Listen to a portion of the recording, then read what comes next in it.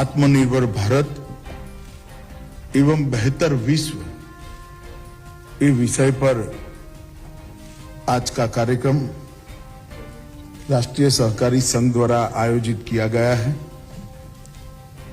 कार्यक्रम में मेरे साथ मंच पर उपस्थित श्रीमान पुरुषोत्तम रूपाला जी, मेरे साथी मंत्री श्री BL वर्मा जी,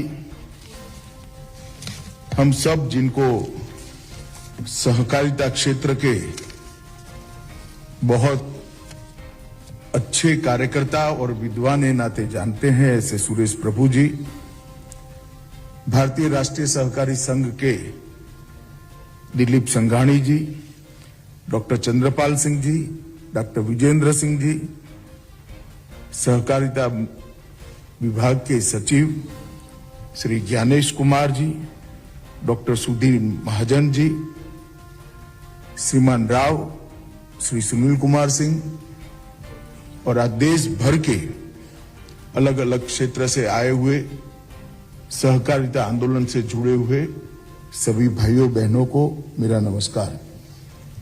आज हम 100वें सहकारिता दिन के उपलक्ष्य में यहां पर एकत्रित आए हैं। वैसे थोड़ा लेट है, मगर निमित्त तो 100वें सहकारिता दिन के उपलक्ष्य में ही हम एकत्रित आए हैं। मित्रों, हमारे यहां परंपरा से कोई भी बच्चा जब आशीर्वाद मांगता है तो उसको हम अलग अलग भाषा में, देश की कई भाषाओं में अलग अलग तरीके से कहते हैं, तेरा आयुष्य 100 साल का हो। तो व्यक्ति के लिए महत्तम आयुष्य की कल्पना शत शरद की गई है। संस्था 100 साल की हो जाती है तो भी बड़ी उपलब्धि मानते हैं, मगर कई संस्थाएं ऐसी होती है कि जो 100 साल की हो जाती है और फिर भी रिलेवेंट रहती है, अपना अपना योगदान करती है। मगर एक विचार और एक विचारधारा के लिए 100 साल ये युवा अवस्था होती है, ये हमें याद रखना चाहिए। आज 100 साल के बाद हम सहकारिता दिन मना रहे हैं, तब हमने ये बात याद रखनी चाहिए कि 100 साल में हमने काफी अच्छा किया है। आने वाले 100 साल में बहुत बेहतर करने के संकल्प के साथ आज यहां से आगे बढ़े।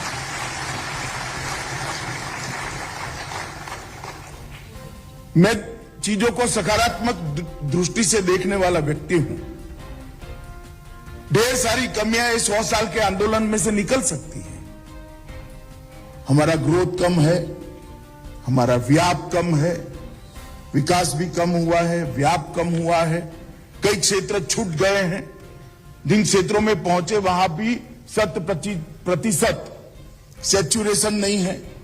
कई सारी कमियां निकाल सकते हैं, मगर मैं कह सकता हूं कि इतने सारे ऑड्स के साथ, इतनी सारी विपरीत परिस्थितियों में ये 100-125 साल में सहकारी आंदोलन ने, सहकारिता आंदोलन ने जो किया है, इससे मैं सहकारिता के कार्यकर्ता के रूप में बहुत संतुष्ट हूं और गौरव का अनुभव कर रहा हूं। हम एक मकाम पर पहुंच चुके, एक नींव डालने का काम समाप्त हुआ है और ये मकाम, ये मंच और ये नींव पर एक बुलंद इमारत अगर आगे हम बना सकते हैं तो मुझे विश्वास है कि सहकारिता के जो सिद्धांत है वो न केवल भारत, न केवल विकसित देश, समूचे विश्व को एक नया, सफल और टिकाऊ आर्थिक मॉडल देने का काम कर सकते हैं। किंतु इसके लिए हमने नई ऊर्जा के साथ, नए संकल्प के साथ, नए प्रण के साथ आगे बढ़ना होगा। मित्रों, सुरेश प्रभु जी ने बहुत विद्वतापूर्ण बात हमारे सामने रखी, एकदम अध्ययनपूर्ण बात। मैं उसका थोड़ा सरल भाषा में रखना चाहता हूं कि पूरी दुनिया में 2 मॉडल विगत 100 साल के अंदर अलग अलग देशों ने अपनाए भी और देश उस रास्ते पे चले भी, साम्यवाद का और पूंजीवाद का। मैं निश्चित रूप से कह सकता हूं, और बाद में जब विफल जाते हैं तो अपने आप परिवर्तन होता है, क्योंकि समाज का समय का स्वभाव है। परंतु मैं निश्चित रूप से कह सकता हूं कि सहकारिता का मॉडल मध्यम मार्ग का है, सहकारिता का मॉडल सफल हो सके ऐसा मॉडल। मैं इस पर बाद में डिटेल में बात करूंगा, परंतु अंतर्राष्ट्रीय सहकारिता दिन के दिन हम सभी सहकारिता क्षेत्र में काम करने वाले लोगों के लिए आज के दिन अंतर्राष्ट्रीय सहयोग के बारे में जागरूकता बढ़ाने का दिन है। वैश्विक समस्याओं के समाधान के लिए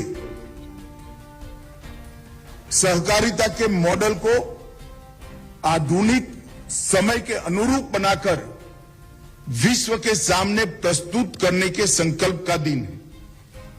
सहयोग और योगदान को सहकारिता के माध्यम से चैनलाइज कर देश और दुनिया की कई सारी समस्याओं के समाधान का रास्ता निकालने का दिन है, और अनेक समुदायों के बीच में स्वयं सहायता, पारस्परिक सहायता, समानता, आर्थिक स्वतंत्रता और सह समृद्धि का रास्ता दिखाने का और वो रास्ते को प्रशस्त करने का संकल्प लेने का ये दिन है। 1923 से सहकारी समितियां सहकारी दिन को मनाती है, मगर मैं भारत के सहकारी क्षेत्र से, सहकारी आंदोलन से, सहकारिता आंदोलन से जुड़े हुए सभी भाइयों बहनों को कहने आया हूं कि आजादी का अमृत महोत्सव हम मना रहे हैं। आज हमने संकल्प लेना है कि आजादी का जब शताब्दी मनाया जाएगा तब वो भारत के सहकारिता की पीक वाला वर्ष होगा, आजादी का जब शताब्दी। हर क्षेत्र के अंदर मोदी जी ने जो हमारे सामने कल्पना रखी है आत्मनिर्भर भारत की, उसको चरितार्थ करने के लिए सहकारिता आगे बढ़ेगी। और ये अगर करना है तो हमें सामूहिक लक्ष्यों को प्राप्त करने के लिए दूसरे के साथ चीजों को साझा करने का व्यवहार और सहयोग का अप्रोच डेवलप करना पड़ेगा। अगर हमने ये करना है तो ये जो मैंने आगे दो आर्थिक मॉडल कहे, वो आर्थिक मॉडलों के कारण जो असंतुलन, क्योंकि दोनों एक्सट्रीम है, पूंजीवाद भी एक्सट्रीम है और साम्यवाद भी एक्सट्रीम है, इसके कारण असंतुलित विकास हुआ है, विशेषकर व्यक्तियों के जीवन में, व्यक्तियों के बारे में। ये असंतुलित विकास को अगर सर्वस्पर्शीय सर्वसमावेशी विचार में बदलना है तो सहकारिता के मॉडल को हमने लोकप्रिय कराना होगा, और सहकारिता के द्वारा ही आत्मनिर्भर भारत और बेहतर विश्व का निर्माण हो सकता है। इस संकल्प को हम आत्मसात कर आगे बढ़ना होगा। आज पीछे मुड़कर देखते हैं तो 125 साल के आंदोलन में दुनिया भर में सहकारिता ने अपना एक स्थान बनाया है। ये पूरे ग्रह पर 12% से ज्यादा आबादी, 30 लाख से ज्यादा सहकारी समितियों के साथ जुड़ी है। ये कोई कम आंकड़ा नहीं है। मैंने पहले भी कहा, इतनी सारी कठिनाइयों के बावजूद, इतने सारे ऑड्स के बावजूद विश्व की 12% आबादी 30 लाख समितियों के माध्यम से सहकारिता से जुड़ी है, और संयुक्त वैश्विक सहकारी अर्थव्यवस्था की बात करें तो फ्रांस की अर्थव्यवस्था से वो बड़ी है। मैं इसलिए बताना चाहता हूं कि बहुत सारे लोगों में एक गलत धारणा है कि सहकारिता आंदोलन विफल हो गया है। जर्मनी के बाद ये संयुक्त वैश्विक सहकारी अर्थव्यवस्था विश्व की 5वीं सबसे बड़ी आर्थिक इकाई है। ये हमें मालूम होना चाहिए। ये बहुत बड़ा अचीवमेंट है सहकारिता क्षेत्र का विश्व भर के अंदर। और कई ऐसे देश हैं जिनके जीडीपी के अंदर बहुत बड़ा योगदान सहकारिता का है। न्यूजीलैंड के जीडीपी में 20%, नीदरलैंड के जीडीपी में 18%, फ्रांस के जीडीपी में 18%, फिनलैंड के जीडीपी में 14%। ये बहुत बड़ा योगदान है। मैं इसलिए बता रहा हूं कि 100 साल के आंदोलन की, सहकारी आंदोलन की गतिविधियों के बाद हम ऐसे मकाम पर खड़े हैं जहां एक मजबूत नींव डालने का काम हमारे पुरखों ने समाप्त कर दिया है। वो नींव पर एक मजबूत इमारत बनाने का काम हमें और हमारी आने वाली पीढ़ियों ने आगे बढ़ाना है। ये विचार को एक लंबा आयुष्य देकर, ये विचार को आधुनिक समय के अनुरूप बनाकर, ये विचार को टेक्नोलॉजी के साथ जोड़कर, ये विचार को प्रोफेशनलिज्म के साथ जोड़कर और 100 साल तक आगे ले जाने का काम करना है। और ये जिम्मेदारी हम सभी के जिम्मे है।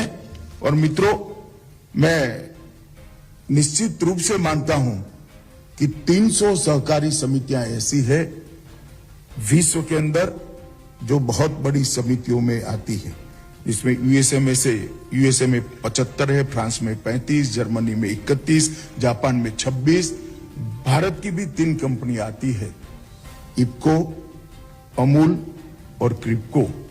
तीनों समितियां इसमें अपना स्थान रखती हैं। और जब सहकारी समितियों की बात होती है, विशेषकर मैं भारत की बात करता हूं क्योंकि हमने सहकारिता के प्राण क्षेत्र को बचाकर रखा है। विश्व में कई जगह सहकारी समितियां अलग अलग प्रकार के विशिष्ट बेनिफिट प्राप्त करने के लिए बनी है। मॉडल तो सहकारी है, कानून की दृष्टि है वो सहकारिता को अनुपालना करते हैं, परंतु मुनाफा के डिस्ट्रीब्यूशन में शायद वो कोऑपरेटिव के स्पिरिट को नहीं पालन करते हैं। मगर जब मैं अमूल, क्रिप्को और इफको की बात करता हूं तब पूरा का पूरा मुनाफा सीधा किसान के बैंक अकाउंट में जमा करने का काम ये हमारी सहकारी समिति है। इसलिए हमने इसको आधार बनाकर सहकारिता आंदोलन को आगे ले जाना पड़ेगा। सहकारिता आंदोलन का मूल देखें तो कोई ऐसे इसका बहुत बड़ा डॉक्यूमेंट किया गया इतिहास नहीं है। ऐसा कहते हैं कि स्कॉटलैंड के अंदर शुरुआत हुई थी। अब ढूंढना भी बहुत दिक्कत वाली बात है, परंतु मैं निश्चित रूप से मानता हूं कि संविधान शायद उस वक्त ना बना हो, उसकी कानूनी मान्यता ना आई हो, परंतु सहकारिता शुरुआत से भारतीय संस्कृति का प्राण रही है। वो विचार भारत का विचार, हमारी संस्कृति का प्राण तत्व ही सहकारिता है। और भारत ने पूरी दुनिया को सहकारिता को आगे बढ़ाने का, सहकारिता के विचार को देने का काम किया है। हमारे यहां भी लगभग 125 साल पुराना सहकारिता का इतिहास है।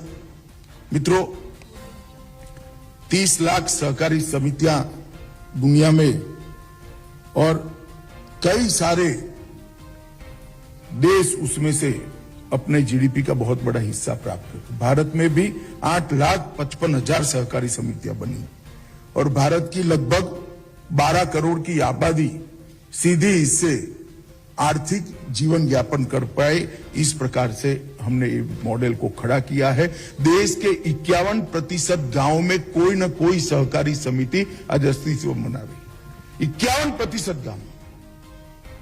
जरूरत है कि कोई भी कानून हो, कोई भी विचार हो, कोई भी एक्ट हो, अगर 50 साल के बाद इस पर पुनर्विचार नहीं होता है तो वो कालबाह्य हो जाता है।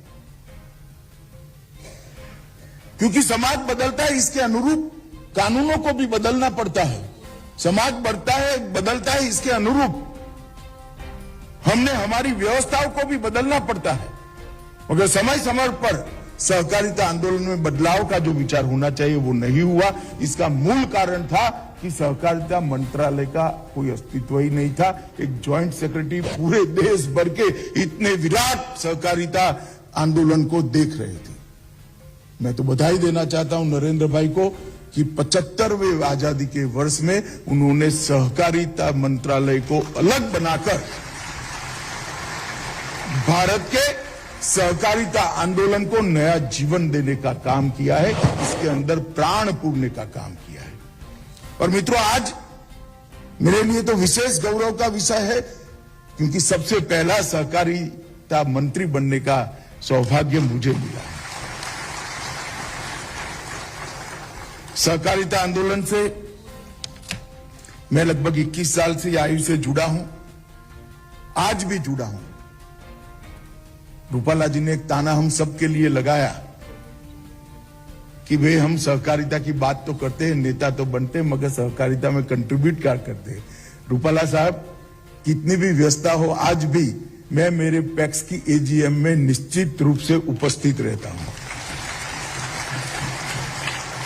और नवरात्रि के दूसरे दिन और भाई दूज के दिन 2 दिन अवश्य मेरी पैक्स की ऑफिस में जाकर पैक्स को आगे कैसे बढ़ाना इसकी चिंता करता हूं, क्योंकि ये 2 दिन मैं मेरे गांव में जाता हूं। तो मित्रों, हम सब ने योगदान बढ़ाना चाहिए। मैं रूपाला जी से सहमत हूं, व्यस्तता तो होती ही है मगर प्रायोरिटी तय करनी पड़ती है। और हमारे देश में सहकारिता आंदोलन ने अनेक क्षेत्रों के अंदर बहुत बड़ा योगदान किया है। मित्रों, कृषि वितरण के अंदर, कृषि ऋण वितरण के अंदर 19% कोऑपरेटिव सेक्टर के माध्यम से हो रहा है। खाद्य वितरण में 35% वितरण कोऑपरेटिव के माध्यम से होता है।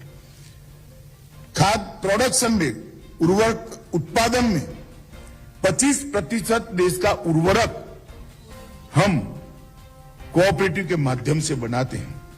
चीनी के क्षेत्र में 31% चीनी कोऑपरेटिव शुगर मिलें बना रही हैं।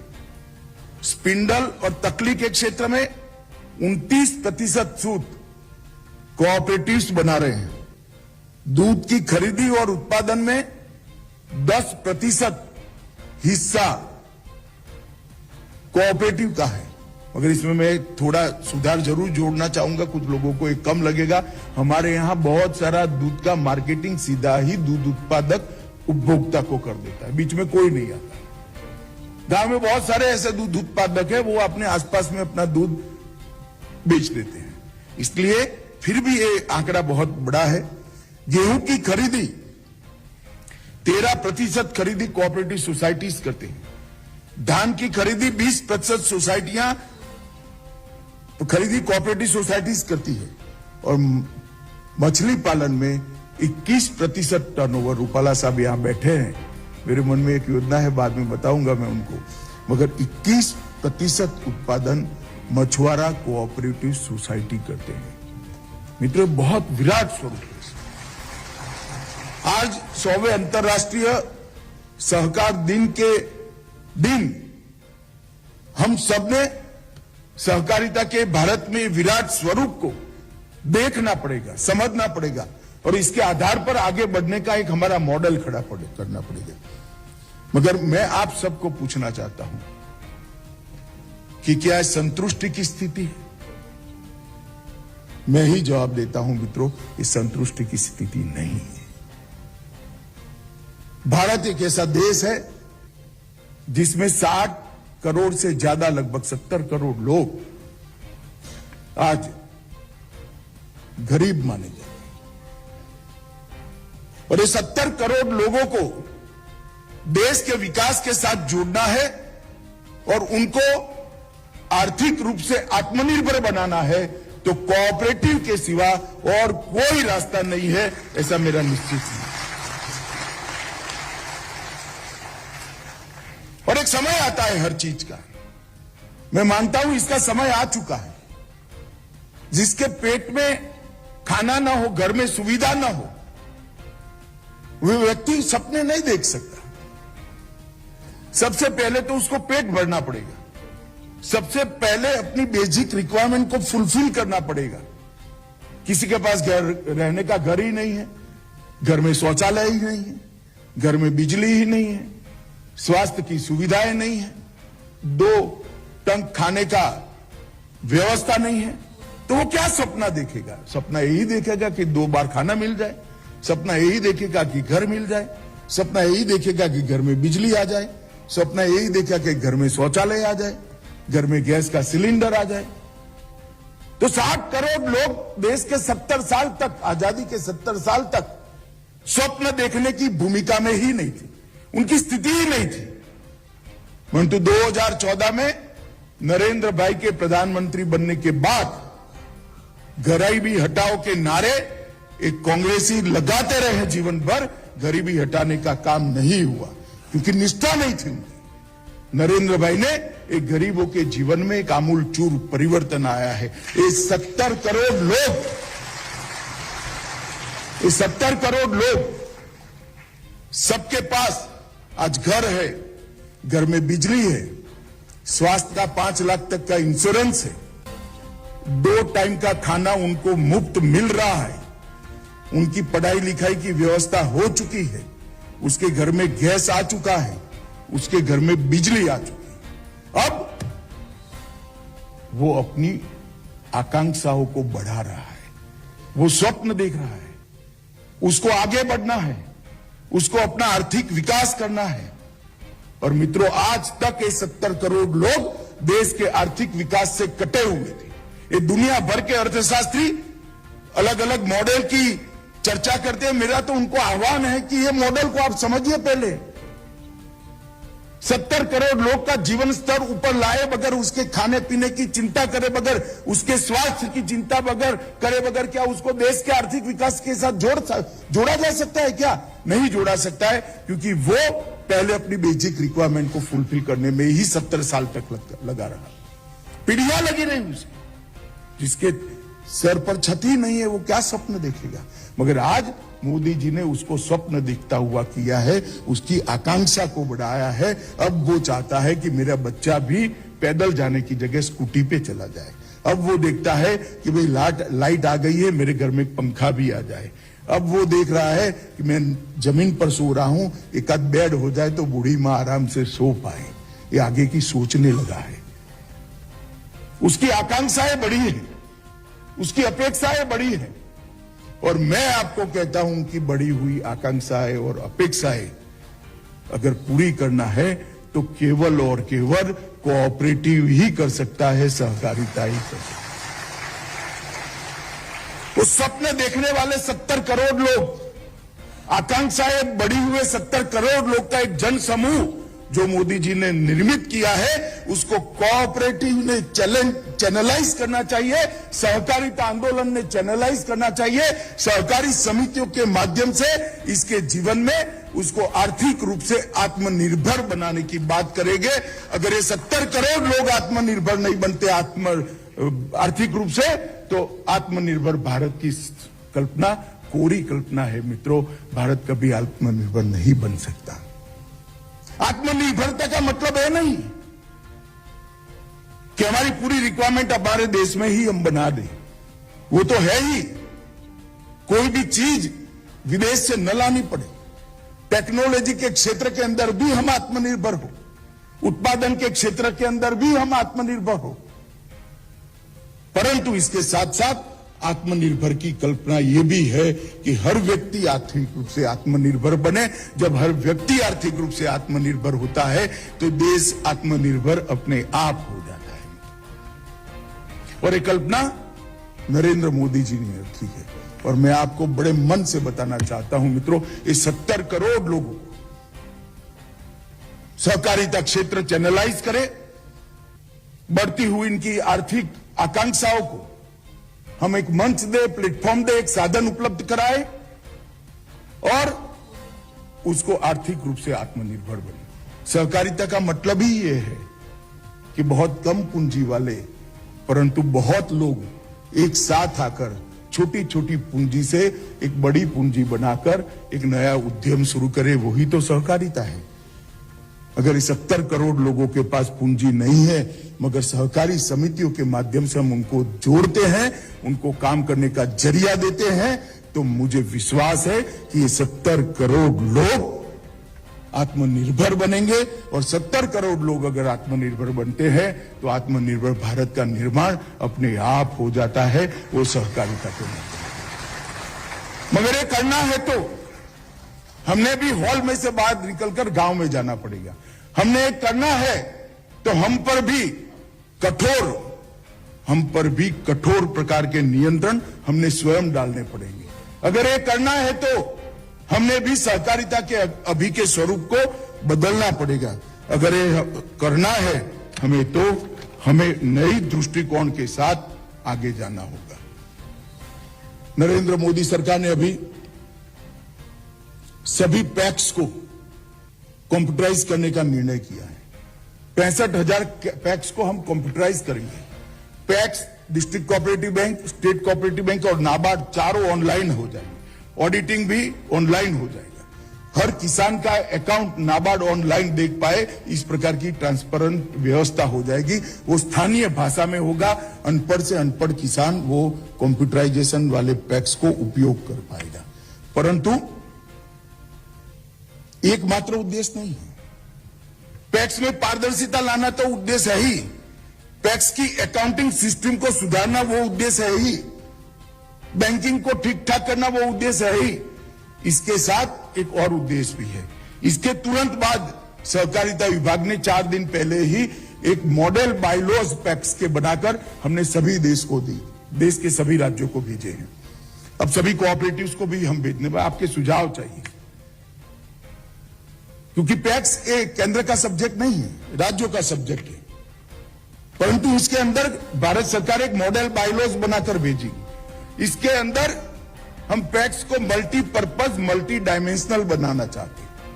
25 प्रकार की गतिविधियां पैक्स के साथ जुड़ी है। पैक्स एफपीओ बन जाएगा, पैक्स गैस वितरण कर पाएगा, पैक्स भंडारण स्टोरेज कर पाएगा, पैक्स सस्ता अनाज की दुकान खोल पाएगा, पैक्स पेट्रोल पंप भी ले पाएगा, पैक्स अनेक प्रकार की वितरण की व्यवस्थाएं भी करेगा। 20 प्रकार की अलग अलग चीजें 25 प्रकार की इसके साथ जोड़ने का निर्णय हमने करा है। एक कम्युनिकेशन सेंटर बने जिसके अंदर राज्य की सारी सुविधाएं, हर गांव में एक बच्चा कंप्यूटर लेकर करता है। अब ये वो पैक्स में भी हो जाएगी। जन्म और मृत्यु का दाखला चाहिए तो पैक्स 5 रुपया देकर उनको निकाल देगा। एक्स्ट्रा एक्टिविटी होगी मगर रोजगारी भी बढ़ेगी, पैक्स भी मजबूत होगा। अनेक प्रकार के काम हमने मॉडल बायलॉज के अंदर, पैक्स के अंदर जोड़ने का प्रयोग सोचा है और इसको हमने सभी राज्यों को अपने सुझावों के लिए भेजा है। अब सभी कोऑपरेटिव्स को भी हम सुझाव के लिए भेजेंगे और आप देखोगे तो आपको मालूम पड़ेगा कि ढेर सारे नए काम पैक्स के लिए हमने सोचे भी हैं और पैक्स करेगा भी। खाद्य वितरण से लेकर अनेक प्रकार के काम इसके अंदर जुड़े हैं। ये नल से जल का कार्यक्रम हो रहा है, इसमें प्रोफेशनली पूरे गांव की पानी वितरण की व्यवस्था भी पैक्स करेगा। ऐसे बहुत सारे काम जुड़े हैं, बहुत सारी सुविधाएं गांव की इसके साथ जोड़कर पैक्स को गांव की गतिविधियों का आत्मा बनाने का काम, केंद्र बनाने का काम ये नए बायलॉज करने वाले हैं। और मैं विश्वास से कहता हूं कि नए बायलॉज के माध्यम से ये 70 करोड़ आकांक्षी लोग जो खड़े हुए हैं, वो 70 करोड़ आकांक्षी लोगों को नया समावेशी आर्थिक विकास का मॉडल सहकारिता के क्षेत्र के माध्यम से उपलब्ध कराने का काम भारतीय जनता पार्टी की नरेंद्र मोदी सरकार करेगी, इसका मुझे विश्वास है। और मैं आज ये सम्मेलन के अंदर सहकारिता क्षेत्र से जुड़े हुए सभी लोगों को कहना चाहता हूं कि आप मांगना छोड़ दो, करना चालू करो। कि देने वाली सरकार ऐसी है जिसके पास मांगने की ही जरूरत नहीं है। मांगने का विचार ही न करे सहकारी क्षेत्र। हम सब कुछ देने के लिए चालू तैयार है, मगर आप क्षेत्र को बढ़ाइए भाई। जितने भी सुझाव आए हैं, यूनिवर्सिटी बनानी चाहिए, पैक्स को मल्टी डायमेंशनल करना चाहिए, प्रोफेशनलिज्म करना चाहिए, कंप्यूटर, ये सारे पर हमारा काम चल रहा है। आप कहोगे कि हमने तो मांगा ही नहीं, हमने तो कहा ही नहीं, मगर मैं तो आपके बीच में से आता हूं तो मुझे तो मालूम है कि क्या चाहिए। मांगना क्या पड़ेगा और मांगना क्यों पड़ेगा। सहकारिता विभाग सहकारी समितियों को, सहकारिता को संपन्न बनाने के लिए, समृद्ध बनाने के लिए और प्रासंगिक बनाने के लिए जो कुछ भी सुधार करने चाहिए वो करने के लिए तैयार है, प्रोएक्टिव है। मगर हमने भी, मैंने जैसे कहा, कुछ कठोर नियंत्रण स्वयं हम पर डालने पड़ेंगे। कानून से कोई क्षेत्र सुधर नहीं सकता है, कानून वॉचडॉग का काम कर सकता है। सहकारिता आंदोलन जैसे क्षेत्र को अगर सुधारना है तो हमने स्वयं कुछ नियंत्रण अपने आप पर डालने पड़ेंगे, और वो कानून के कारण नहीं डालने चाहिए, स्पिरिट के कारण डालने चाहिए। और मित्रों, मैं मानता हूं कि हम सब ये करेंगे। हमने प्रशिक्षण के लिए एक सहकारिता यूनिवर्सिटी बनाने का निर्णय किया है। अभी राष्ट्रीय सहकारी संघ के तत्वाधान में राज्यों में सहकारी संघ है, राज्यों के बाद जिलों में है और फिर तहसील में है। एक बड़ा इंफ्रास्ट्रक्चर बना हुआ है, कई जगह अलग अलग प्रकार के संस्थान, अलग प्रकार के इंस्टीट्यूशन भी बने हैं। ये सारों को ये यूनिवर्सिटी अपने साथ एफिलिएटेड करेगी, एक कोर्स बनाएगी, जो कोर्स अकाउंटिंग का भी होगा, मार्केटिंग का भी होगा, मैनेजमेंट का भी होगा। और ये सारे कोर्स करे हुए लोग अगर सहकारी समिति में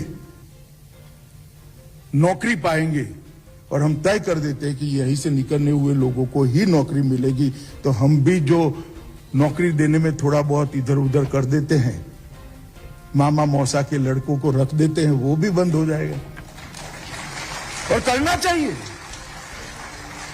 जिनके पास क्षमता है उनको लाना चाहिए, जोड़ना चाहिए।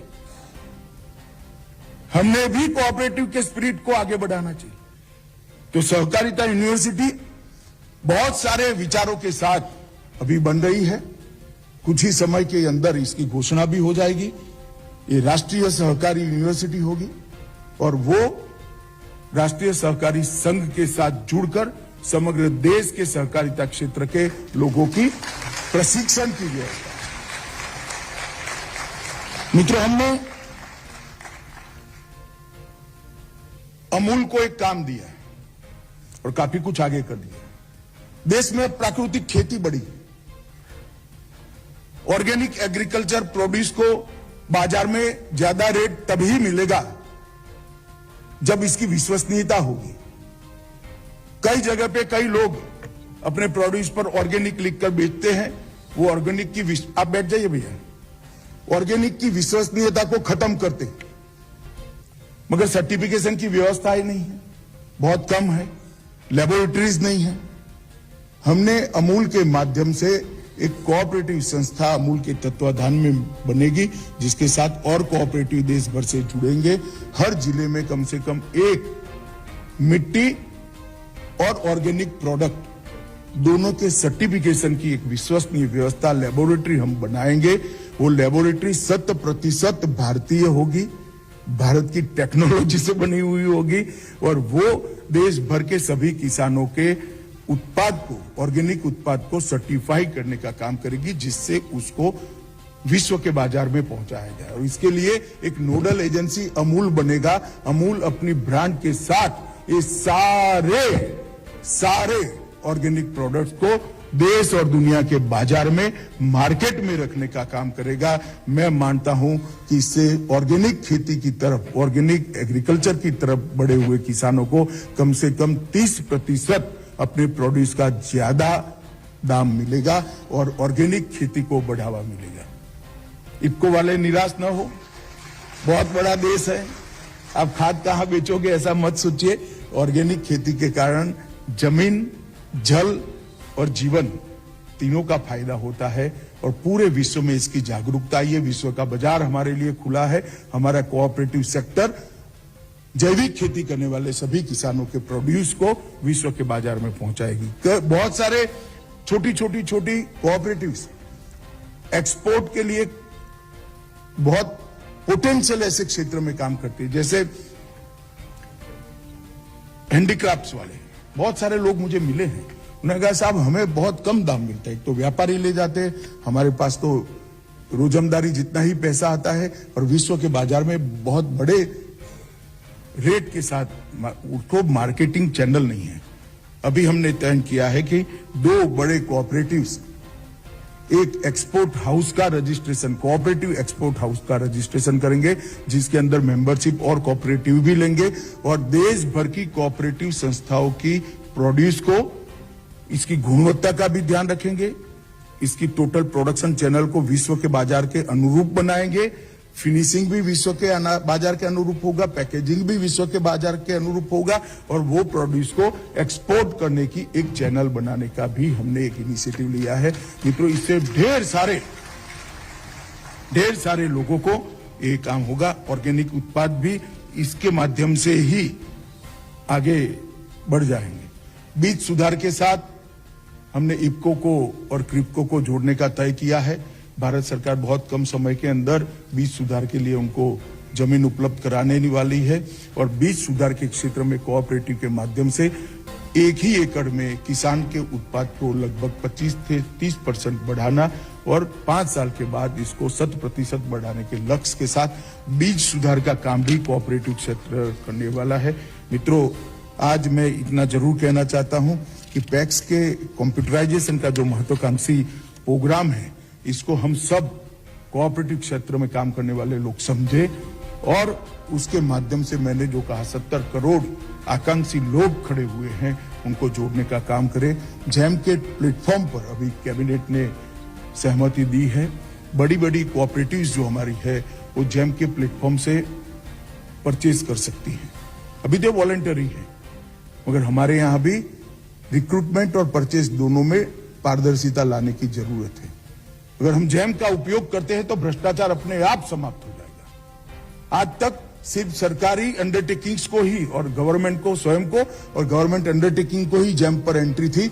सबसे पहली जैम की सरकार के बाहर किसी की एंट्री हुई थी तो सहकार की हुई।